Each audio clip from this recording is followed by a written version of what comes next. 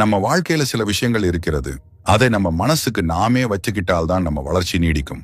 ஆனால் அந்த ரகசியங்களை நம்ம நெருங்கியவர்களுக்கு கூட சொல்லிவிட்டோம் என்றால் அது நம்ம எதிர்காலத்தையே பாதிக்கக்கூடும்.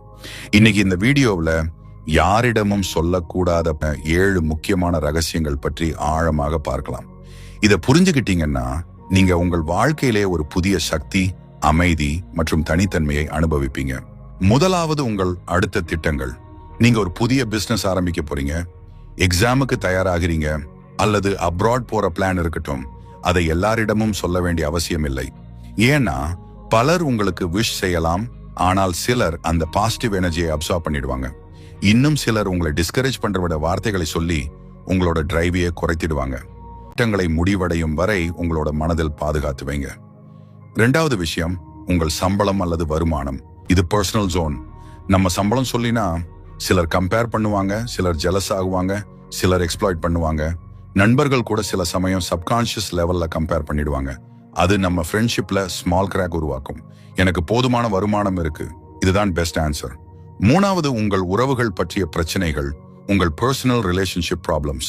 காதல் பிரச்சனை, குடும்ப பிரச்சனை, தம்பதி பிரச்சனை, இதை எல்லாரிடமும் பகிர வேண்டாம். ஏன்னா மற்றவர்கள் உங்களோட எமோஷனல் ஸ்டேடியை புரிந்து கொள்ள முடியாது. ஒரே நிகழ்ச்சியை வேறு ஆங்கிள் சொல்லிடுவாங்க. இதனால மிஸ் அண்டர்ஸ்டாண்டிங்ஸ் அதிகரிக்கும். எனவே எமோஷனல் டெசிஷன்ஸ் யாரோட ஒப்பீனியன்ல அடிப்படையா எடுக்காதீங்க. 4வது, உங்கள் பலவீனங்கள். 4வது விஷயம், உங்கள் பலவீனங்கள். எனக்கு செல்ஃப் கான்பிடன்ஸ் குறைவு, நான் ஈஸிலி ஹர்ட் ஆகிறவன், எனக்கு பயம் அதிகம்.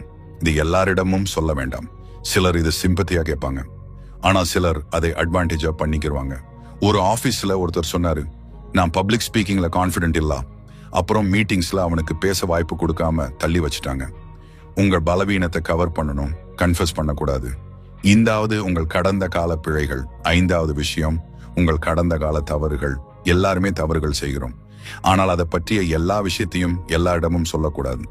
சிலர் அதை ஃபியூச்சர்ல அகேன்ஸ்டா யூஸ் பண்ணுவாங்க. சிலர் உங்களை ஜட்ஜ்மெண்டல் பார்வையோடு காண்பாங்க. உங்கள் பாஸ்டியை பற்றி ஓபன் ஆக வேண்டுமானால் அது உங்களை உண்மையிலேயே புரிந்து கொள்ளும் ஒருவரிடம் மட்டும். மற்றவர்களிடம் நான் அதிலிருந்து நிறைய கற்றுக்கிட்டேன் என்ற சிம்பிள் வெர்ஷன் போதும். 6வது, உங்கள் ஆன்மீக அனுபவங்கள். 6வது விஷயம், உங்கள் ஸ்பிரிச்சுவல் எக்ஸ்பீரியன்சஸ். தியானத்தில் கிடைக்கும் சில அனுபவங்கள், சில ரியலைசேஷன் மொமெண்ட்ஸ், அவை சேக்ரெட். அதை வெளியில் பகிரும்போது பலர் அதை புரிந்து கொள்ள முடியாது. சிலர் கிண்டல் பண்ணுவாங்க. இதனால் அந்த அனுபவத்தின் ஆழம் குறையும். பகிரும் முன் அதற்குரிய நபரை தேர்வு பண்ணுங்க. 7வது, உங்கள் அடுத்த நகர்வு அல்லது யோசனை. உங்கள் அடுத்த move. Business idea, job change, content plan. இதை ப்ரீமெச்சூரா சொல்லிட்டீங்கன்னா சிலர் உங்களை டிஸ்கரேஜ் பண்ணுவாங்க, சிலர் காப்பி பண்ணுவாங்க. Work in silence, let your success make the noise. உங்களோட பிளான் சீக்ரெட்டா வச்சு சைலண்டா எக்ஸிக்யூட் பண்ணுங்க. வெற்றி வந்ததும் உலகமே பேசட்டும். இந்த 7 விஷயங்களை நீங்க காப்பாத்தினீங்கன்னா உங்கள் மன அமைதி, வளர்ச்சி மற்றும் சக்தி 3மே ஒரு புதிய நிலைக்கு போகும். எப்போ உங்களோட வாழ்க்கை ஒரு தோட்டம்னு நினைச்சுக்கோங்க.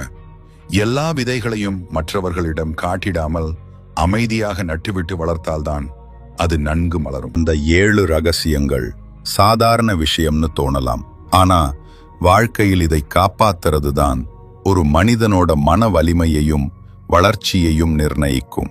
நம்ம வாழ்க்கையில பலர் வருவாங்க.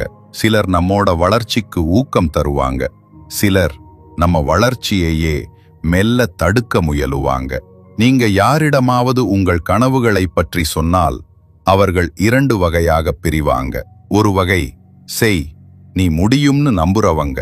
மற்றொரு வகை, அது உன்னால முடியாதுன்னு நம்ப வைக்க முயற்சிப்பவங்க. வாழ்க்கை ரகசியம் என்ன தெரியுமா?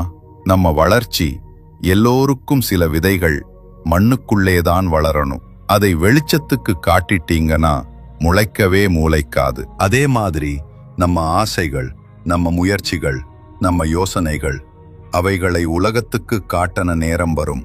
ஆனா அதுக்கு முன் காட்டிட்டீங்கன்னா அந்த சக்தி முளைக்காது.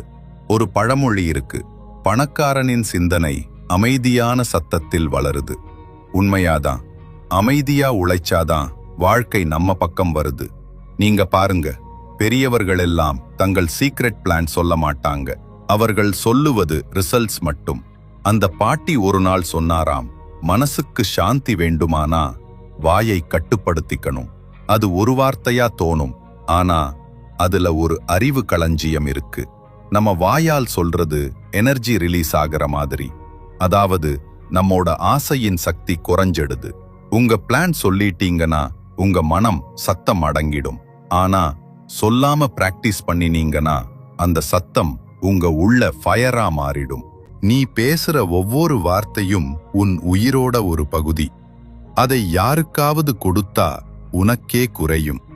அதை பாதுகாத்து வை.